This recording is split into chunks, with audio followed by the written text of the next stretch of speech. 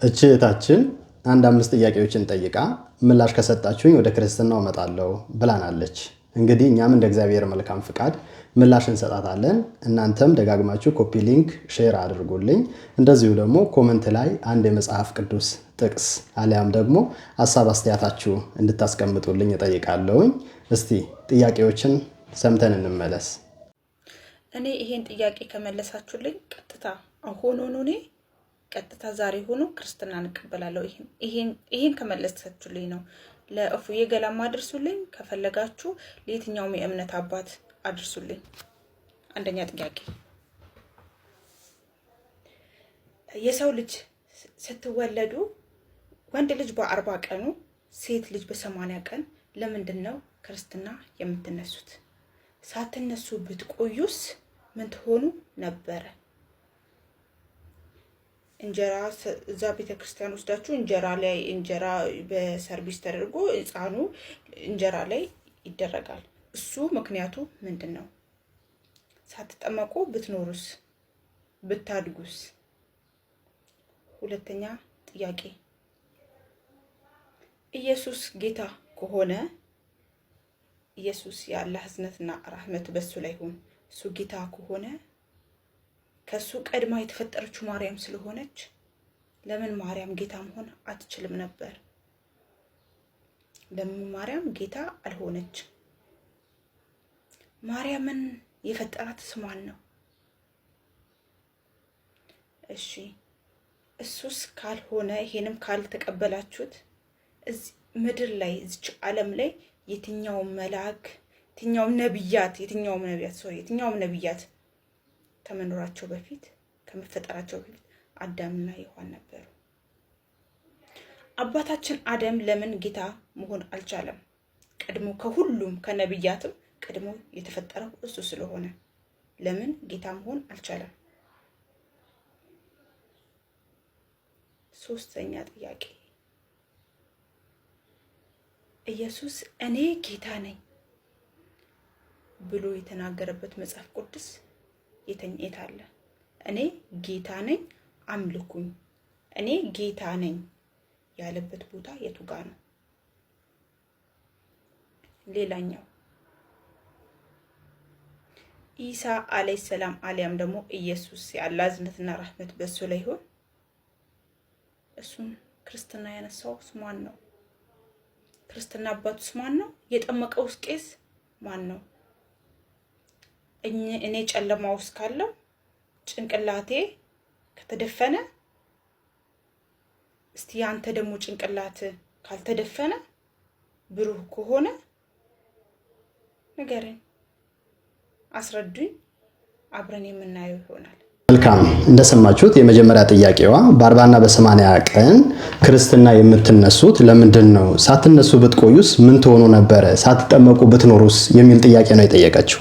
በ40 እና በ80 ቀናችን ክርስትና የምንነሳው ለምንድን ነው የሚለው ነገር ስንመለከት መጽሐፈ ኩፍሌ ምዕራፍ 4 ከቁጥር 9 ላይ አዳም በተፈጠረ በ40ኛው ቀን ሔዋን ደግሞ በተፈጠረች በ80 ቀኗ ወደ ገነት እንደገቡ እንመለከታለን። እንደዚሁ ደግሞ በኦሪት ዘሌዋውያን ምዕራፍ 12 ከቁጥር 1 እስከ 8 ድረስ ስትመለከቱት በኦሪት ስርዓት እናቶች ወንድ ከወለዱ በ40ኛው ቀን ሴት ከወለዱ ደግሞ በ80 ቀናቸው የመንጻት ጊዜ ተብሎ የሚዘከርና እናቶች ከርኩሰታቸው የሚነጹበትና እንዲሁም ደግሞ ህፃናት ወደ ቤተ መቅደስ የሚገቡበት በቅድመ እግዚአብሔር የሚቀርቡበትና ልዩ የቡራኬ ጊዜ ነበረ። 40 እና 80 ቀን ማለት ነው። እና በአዲስ ኪዳንም ህፃናት ወንድ ከተወለደ በ40ኛ ቀን ሴት ከተወለደች ደግሞ በ80 ቀን እንደ ነቢያቱ ስርዓት ወይም እንደ ኦሪቱ ስርዓት ወደ ቤተ መቅደስ የሚሄዱበት ጸጋ ልጅነትን የሚያገኙበት በቅዱስ ስጋውና ክቡር ደሙ የሚታተሙበት ጊዜ ነው 40 እና 80 ማለት ነው። 40 እና 80 ስንደምራቸው ደግሞ 120 ይሆናሉ። 120 ደግሞ የክርስቶስ ቤተሰብ 120 ነበሩ እና ልክ አንድ ሰው በ40 እና በ80 ቀን ሲጠመቅ የክርስቶስ ቤተሰብ ስለሚሆን ነው በ40 እና በ80 ቀን የምንጠመቀው እንጂ ባትጠመቁስ ምን ትሆኑ ነበር? ክርስትና ባትነሱስ የሚለው ነገር እናንተ እንደምትሉት ሙስሊም ስለምንሆን አይደለም። ማህፀን እያለን እግዚአብሔር አምላክ እናውቀዋለን፣ እሱም ያውቀናል። ትንቢተ ኤርምያስ ምዕራፍ 1 ከቁጥር 5 ስትመለከቱት ኤርምያስ ሆይ ይልና እግዚአብሔር በሆድ ሳለ አውቄሃለሁ ቀድሼሃለሁ ይለዋል።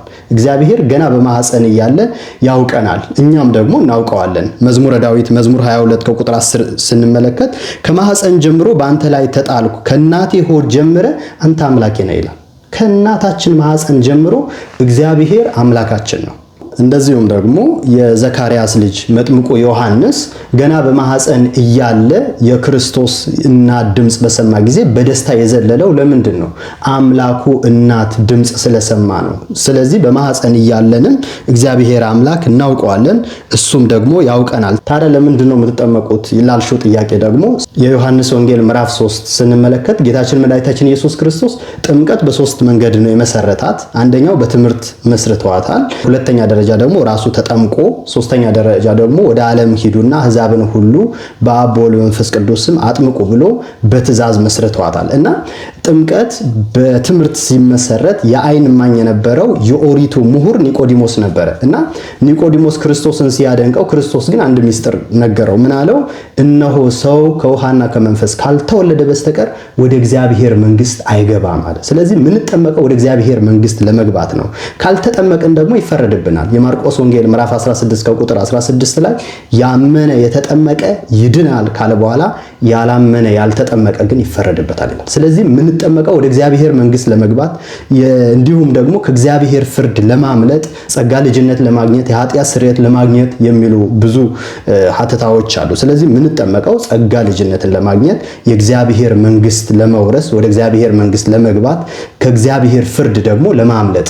ያላመነ ያልተጠመቀ ሰው ደግሞ ፍርዱ ምንድነው የሚለው ነገር ስንመለከት ለዲያብሎስና ለሰራዊቱ ወደ ተዘጋጀ እሳቱ ወደ ማይጠፋበት ትሎቹ ወደ ማያንቀላፉበት የማይጠቅም ለቅሶ ወዳለበት ከመንግስተ ሰማያት ውጪ ወዳለ ስፍራ መጣል ነው። ስለዚህ የሰው ልጅ ወደዛ ስፍራ እንዳይጣል ጥምቀት እጅግ በጣም አስፈላጊ ስለሆነ ነው እንጂ የምንጠመቀው። ከመጠመቃችን በፊትም እግዚአብሔር አምላካችን ነው፣ እሱም ያውቀናል፣ እኛም እናውቀዋለን። ሳንጠመቅ ብንኖር ወደ እግዚአብሔር መንግስት መግባት ስለማንችል ነው። ሁለተኛው ቤተክርስቲያን እንጀራ ወስዳችሁ ሕፃኑ በእንጀራ ላይ ለምን ታስተኙታላችሁ የሚል ነገር ጠይቀሻል። እንዲህ አይነት ስርዓት በቤተክርስቲያን ውስጥ የለም፣ አይደረግም። እኔ ባለፈ የሆነ ቤት ገብቼ በእርግጥ የሆነ ሰው ቤት አይቻለሁ። ይሄ እንደ ባህል የሚያደርጉት ነገር ነው። ለልጁ ለወደፊት መልካም እንጀራ እንዲወጣለት በመመኘት የሚያደርጉት ነገር ነው እንጂ መጽሐፍ ቅዱሳዊ ይዘት ያለው ወይም የቤተክርስቲያን ስርዓት አይደለም። ሁለተኛ የጠየቅሽው ጥያቄ ደግሞ ከሱ ቀድማ የተፈጠረችው ማርያም ለምን ፈጣሪ አልሆነችም? ወይም ደግሞ ከሷ በፊት የነበሩት ነቢያትስ ለምን ፈጣሪ አልሆኑም የሚል ጥያቄ ነው የጠየቅሽው። የመጀመሪያ ነገር መገንዘብ ያለብሽ ነገር ጌታችን መድኃኒታችን ኢየሱስ ክርስቶስ ፍጡር አይደለም፣ ፈጣሪ ነው። ማርያምስ ማን ነው የፈጠራት ለሚለው ጥያቄሽን ድንግል ማርያም የፈጠራት ራሱ ኢየሱስ ክርስቶስ ነው። የክርስቶስ ልደት እጅግ በጣም ድንቅ ከሚያደርጋቸው ነገሮች መካከል እናቱ መርጦ ፈጥሮ ነው የተወለደው። ለዚህ ነው ድንግል ፈጣሪዋን ወለደችው፣ እሱም የፈጠረውን ስጋ መልሶ ተዋሃደ የምንለው። ከድንግል ማርያም በፊት የነበሩት ነቢያት ወይም ደግሞ አባታችን አዳምስ ለምን ፈጣሪ አልሆነም የሚለው ነገር ያላነሳሽው ጥያቄ ፈጣሪነት በእድሜ ብዛት የሚገኝ ነገር አይደለም። ፈጣሪ ያልሆነው እሱ ፍጡር ስለሆነ ነው። ኢየሱስ ክርስቶስ ግን ፈጣሪ እንደሆነ መጽሐፍ ቅዱስ አስረግጠው ይነግሩናል። ጥቂት ጥቅሶች እንኳን ስነግርሽ በዮሐንስ ወንጌል ምዕራፍ 17 ከቁጥር 5 ስንመለከት ዓለም ሳይፈጠር በነበረኝ ክብር አንተ በራስህ ዘንድ አክብረኝ ይላል። ዓለም ሳይፈጠር በፊት ባንተ ዘንድ በነበረኝ ክብር አለ። ዓለም ሳይፈጠር ኢየሱስ ክርስቶስ መኖሩ ይነግረናል። በልጥ ደግሞ ግልጽ የሚያደርግልሽ አንድ የመጽሐፍ ቅዱስ ጥቅስ ልጨምርልሽ። የዮሐንስ ወንጌል ምዕራፍ 8 ከቁጥር 51 ጀምረሽ ተመልከችው። ጌታችን መድኃኒታችን ኢየሱስ ክርስቶስ እውነት እውነት እላችኋለሁ ቃሌ የሚጠብቅ ቢኖር ለዘላለም ሞትን አያይም ሲላቸው አይሁዳውያን ከተሳደቡ በኋላ አብርሃምስ ሞተ፣ ነቢያትም ሞቱ፣ አንተ ራስህ ማን ታደርጋለህ ብለው ጠየቁት። ኢየሱስ ክርስቶስ እንዲህ አላቸው፣ እውነት እውነት እላችኋለሁ አብርሃም ሳይወለድ እኔ አለሁኝ አላቸው። ልብ በሉ፣ ጌታችን መድኃኒታችን ኢየሱስ ክርስቶስ ወደዚህ ምድር በመጣ ጊዜ አብርሃም ምድር ላይ አልነበረም። እንዲሁ ከ3000 ዓመት በፊት አብርሃም አርፎ ነበር ወይም ሞቶ ነበር። ክርስቶስ ግን ምን አለ? እውነት እላችኋለሁ አብርሃም ሳይወለድ እኔ አለሁኝ። አብርሃም አለ እንደውም ቀን ያይ ዘንድ ሐሴት አደረገ፣ አየ፣ ደስም አለው ብሎ ለአይሁዳውያን ሲመልስላቸው እንመለከታለን። እንደዚሁም ደግሞ ኤፌሶን 2 ከቁጥር 10 ላይ መልካም ስራ ለማድረግ በክርስቶስ ኢየሱስ ተፈጠርናል። መልካም ስራ ለማድረግ በክርስቶስ ኢየሱስ ምን አለን? ተፈጠረን ይላል። ዮሐንስ 1 ከቁጥር 14ም ብርሃን ወደ ዓለም ይመጣ ነበረ ይላል። ብርሃን የተባለው ማን ነው የሚለው ነገር ስንመለከት ዮሐንስ 14 ከቁጥር 27 ላይ እኔ የዓለም ብርሃን ነኝ ይላል ኢየሱስ ክርስቶስ። ስለዚህ ብርሃን ወደ ዓለም ይመጣ ነበረ ይልና ወደ ዓለም ከመምጣቱ በፊትስ የሚል ጥያቄ ቢነሳ ደግሞ በዓለምም ነበረ ይላል። በዓለም ከመኖሩ በፊትስ የሚል ጥያቄ ቢነሳ ደግሞ ዓለምም በእርሱ ሆነ ይላል። ዮሐንስ 1 ከቁጥር 3 ላይ ደግሞ ሁሉም በእርሱ ሆነ ይልና ከሆነው ነገር አንዳች እንኳን ያለ እርሱ አልሆነም ይላል። ምንድነው ኢየሱስ ክርስቶስ በዚህ መጽሐፍ ቅዱስ ጥቅስ ላይ ፈጣሪ መሆኑ ብቻ አይደለም የሚጠቅሰው፣ ከተፈጠሩት ፍጥረታቶች ያለ ኢየሱስ ክርስቶስ የተፈጠረ ምንም አይነት ፍጥረት እንደሌለ እንገነዘባለን። ያለ እርሱ የተፈጠረ ነገር የለም። በሶስተኛ የጠየቅሽው ጥያቄ ደግሞ ኢየሱስ ክርስቶስ አምላክ ነኝ፣ ጌታ ነኝ፣ አምልኩኝ ያለበትስ የመጽሐፍ ቅዱስ ጥቅስ አለው የሚለው ነገር ነው። ጥያቄው በጥያቄ ስመልስልሽ ጌታችን ኢየሱስ ክርስቶስ አምላክ አይደለውም አታምልኩኝ ያለበትስ የመጽሐፍ ቅዱስ ክፍል ወይም ጥቅስ አለ ወይ? የለም። ኢየሱስ ክርስቶስ አምላክ ነኝ ፈጣሪ ነኝ ብለዋል ወይ? አዎ ብለዋል። ከመጽሐፍ ቅዱስ አልፎ በቁርአን ማስረጃ ላመጣልሽ እችላለሁኝ። ነገር ግን ወደዛ ከመሄዳችን በፊት ግን ይህ ጥያቄ ከጀርባው ትልቅ የሆነ ክህደትን ያዘለ ጥያቄ ነው። ምክንያቱም ኢየሱስ ክርስቶስ እኔ አምላክ ነኝ ፈጣሪ ነኝ ካላለ ነቢያትም ቢሉ ሐዋርያትም ቢሉ አንቀበልም የሚል አንድምታ ያለው ጥያቄ ነው። የቀደሙ ነቢያት ስንመለከት ነቢያት ስለ ኢየሱስ ክርስቶስ ትንቢት ተናግረዋል።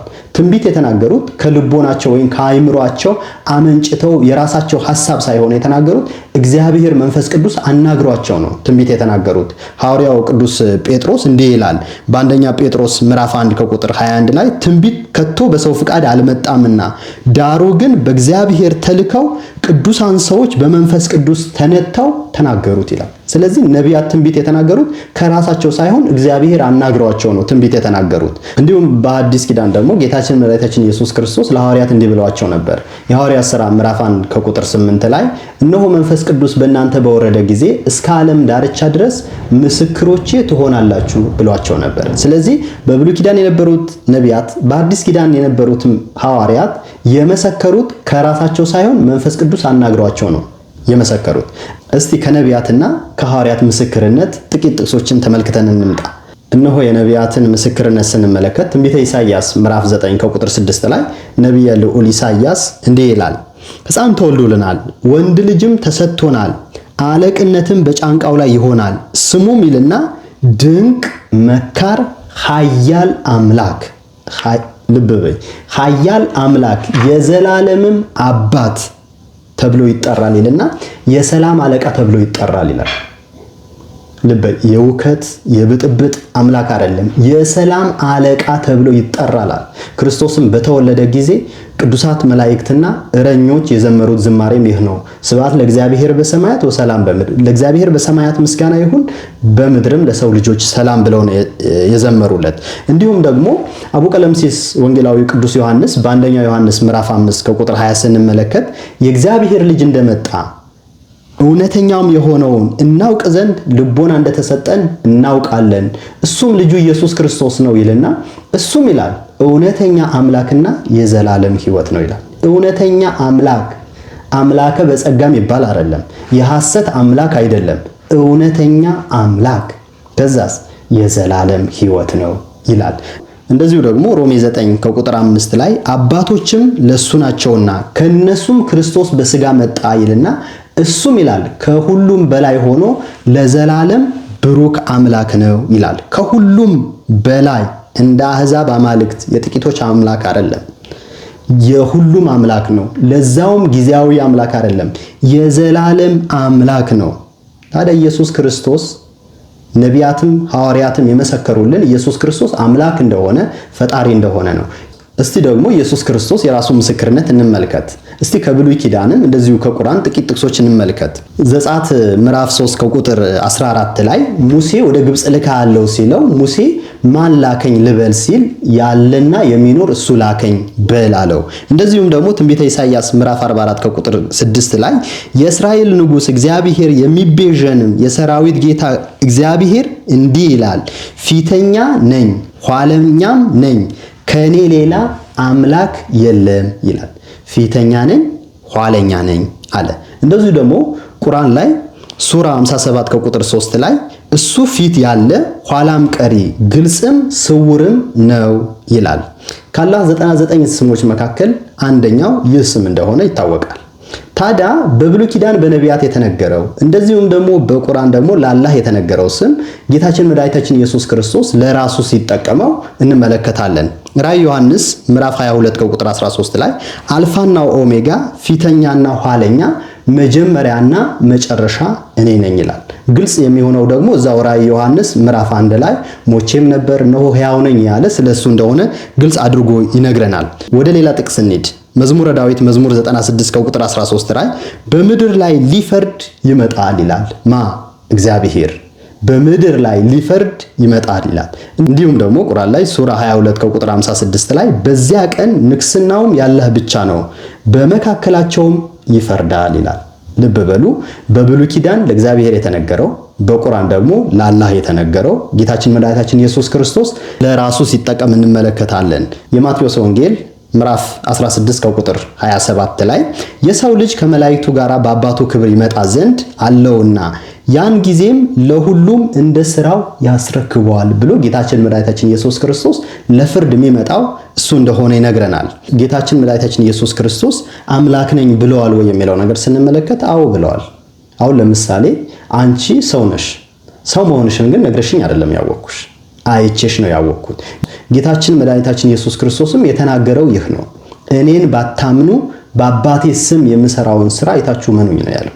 የሰራቸው ስራዎች ፍጡር የሚሰራቸው ስራዎች አይደሉም። የሰራቸው ስራዎች አምላክነቱ ፈጣሪነቱ የሚገልጹ ስራዎች ነው የሰራው። ሌላው በጣም መገንዘብ ያለብን ነገር ኢየሱስ ክርስቶስ ወደዚህ ምድር የመጣው አምላክነቱ ጌትነቱ ፈጣሪነቱ ለመግለጽ አይደለም። በማቴዎስ ወንጌል ምዕራፍ 20 ከቁጥር 28 ላይ የሰው ልጅ ሊያገለግል ነፍሱም ለብዙዎች ቤዛ ሊሰጥ መጣ እንጂ ሊያገለግሉት አልመጣም ይላል። ክርስቶስ የመጣበት ዋና ምክንያቱ ነፍሱ ለሌሎች ቤዛ አድርጎ ለመስጠት ነው። በሁለተኛ ምጽአቱ ግን እቺን ዓለም ለማሳለፍ ሲመጣ ግን በጌትነት በአምላክነቱ በግርማ መለኮቱ ግልጽ ሆኖ አምላክነቱ ገልጾ የሚመጣው ያኔ ነው። መጀመሪያ የመጣበት ምጽአት ግን አምላክነቱ ለመግለጽ አይደለም፣ ቤዛ ለመሆን ወይም ነፍሱ ለሌሎችን ለመስጠት ነው የመጣው። ሌላው ኢየሱስ ክርስቶስ ጌታ መሆኑ የገለጸበትን ጥቅስ እንመልከት። በዮሐንስ ወንጌል ምዕራፍ 20 ከቁጥር 28 ላይ ሐዋርያቱ የክርስቶስን ትንሣኤ ሲናገሩ ቶማስ አላየም ነበረ። ቶማስ ምን አለ? እኔ አለ የኢየሱስ ክርስቶስ የተቸነከረ እጅና እግሩ የተወጋ ጎኑ እስካላየው ድረስ አላምንም አለ።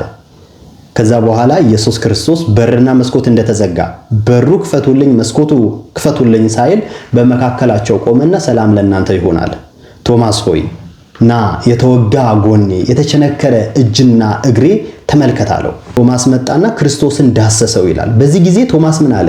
ጌታዬ አምላኬ ብሎ ጮኸ። ልብ በሉ፣ ኢየሱስ ክርስቶስ የቶማስ ምስክርነትን ሰምቷል።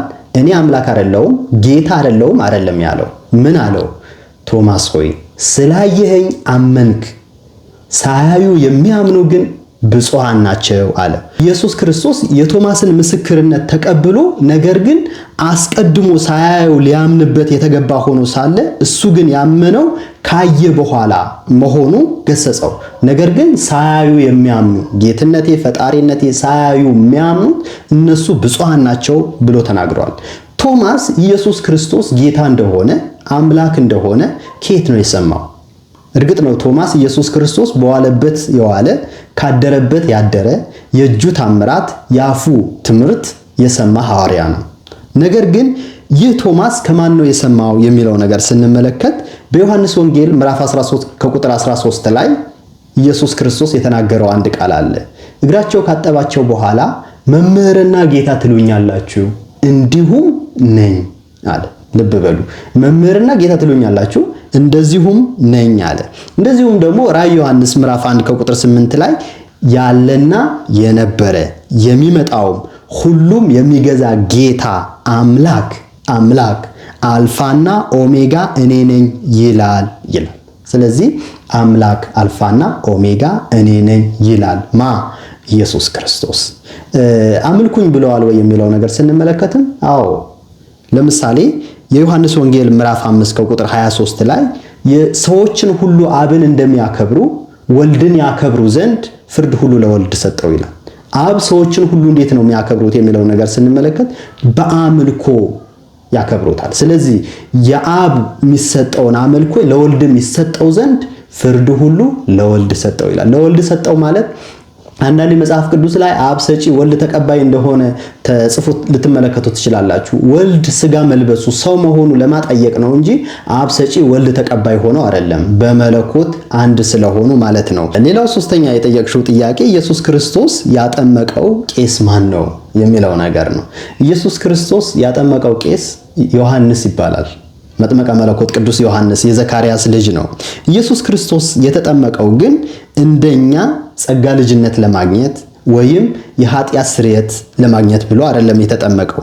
ኢየሱስ ክርስቶስ የተጠመቀው ለአብነት ለምሳሌነት ነው። ዮሐንስ ወንጌል ምዕራፍ 11 ከቁጥር 29 ላይ ከኔ ተማሩ እንዳለ እኛ የሰው ልጆች በዚህ ምድር ላይ ስንመላለስ ልናደርጋቸው የሚገቡ ነገሮች አስቀድሞ እሱ አድርጎ ነው ያሳየን። ስለዚህ በጥምቀቱ ጥምቀታችንን ሊባርክልን፣ እንደዚህ ተጠመቁ ሊለን፣ እንዲሁም ደግሞ የነበረብንን የዕዳ ደብዳቤያችን ሊደመስስልን ኢየሱስ ክርስቶስ ተጠመቀ እንጂ እሱ ጥምቀት የሚያስፈልገው አምላክ አይደለም። ሌላው ሶስተኛ የጠየቅሽው ጥያቄ ኢየሱስ ክርስቶስ ያጠመቀው ማን ነው ለሚለው ጥያቄሽ ኢየሱስ ክርስቶስ ያጠመቀው ቄስ ማን ነው ካልሽኝ ያጠመቀው የዘካርያስ ልጅ መጥምቁ ዮሐንስ ይባላል።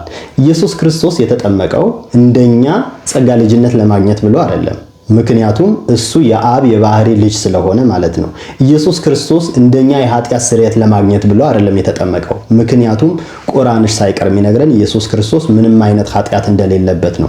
ኢየሱስ ክርስቶስ ለምንድን ነው የተጠመቀው የሚለው ነገር ስንመለከት የማቴዎስ ወንጌል ምዕራፍ 11 ከቁጥር 29 ላይ ከኔ ተማሩ እንዳለ እኛ በዚህ ምድር ላይ ልናደርጋቸው የሚገቡ ነገሮች እሱ አስቀድሞ እያንዳንዳቸው ሰርቶ ነው ያሳየን። ሁለተኛ የዕዳ ደብዳቤያችን በዮርዳኖስ ነበረና ያንን ነገር ለመደምሰስ እንዲሁም ደግሞ በጥምቀቱ ጥምቀታችን ሊባርክልን ነው እንጂ ኢየሱስ ክርስቶስ ጥምቀት አስፈልጎ አይደለም የተጠመቀው። የክርስትና አባቱ ማን ነው ላልሽው ደግሞ እሱ የክርስትና አባት አያስፈልገውም። ምክንያቱም የክርስትና አባት የሚያዘው ለምንድን ነው የሚለው ነገር ስንመለከት የክርስትና አባት ለሕፃናት እንጂ ለአዋቂ ሰው እንኳን አያስፈልገውም። ምክንያቱም ያ ሕፃን ትምህርቱ አምኖ ስላልሆነ የሚጠመቀው የክርስትና አባት ልጅ ራሱ እስከሚያውቅ ድረስ የክርስትና አስተምረዋለሁ ብሎ ኃላፊነትና የሚወስድ ስለሆነ ማለት ነው። ኢየሱስ ክርስቶስ ግን እንደምታውቂው ወንጌልን ለዓለም ለማስተማር የመጣ ዕውቀት የባህሪው ገንዘብ የሆነ አምላክ ስለሆነ የክርስትና አባት አያስፈልገውም። እኔ በጨለማ ካለው ላልሽው ደግሞ አዎ ሕይወት ያለ ክርስቶስ ጨለማ ነች። ጌታችን መድኃኒታችን ኢየሱስ ክርስቶስም እንዲህ ይላል የዮሐንስ ወንጌል ምዕራፍ 8 ከቁጥር 12 ላይ እኔ የዓለም ብርሃን ነኝ፣ የሚከተለኝም የሕይወት ብርሃን እንጂ በጨለማ አይመላለስም ይላል። ስለዚህ ያለ ክርስቶስን መመላለስ ማለት በጨለማ ሕይወት መኖር ነው። ስለዚህ ወደ ክርስቶስ እንድትመጪ ደግሞ ጥሪያችንን እናስተላልፋለን። እግዚአብሔር አምላክ ወደ እውነቱ እንዲያመጣሽ ደግሞ እንጸልያለን። ሰላም እግዚአብሔር ከሁላችን ጋር ይሁን። ይቆየን። ወስብሐት ለእግዚአብሔር።